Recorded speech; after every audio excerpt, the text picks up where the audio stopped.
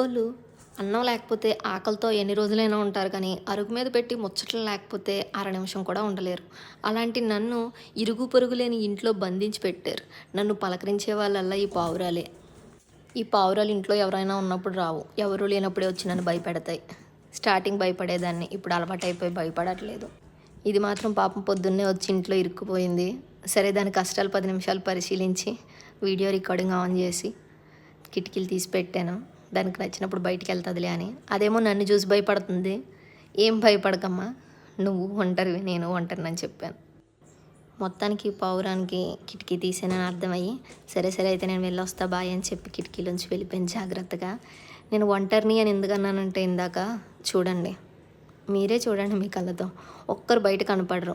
Morning school students కనపడరు, ఆఫీస్కి వెళ్ళే వాళ్ళు కనపడరు, హౌస్ వైఫ్లు కనపడరు, ఒక ఫెస్టివల్ అప్పుడు కనపడరు, రెగ్యులర్ డేస్లో కనపడరు, ఎవ్వరు కనపడరు.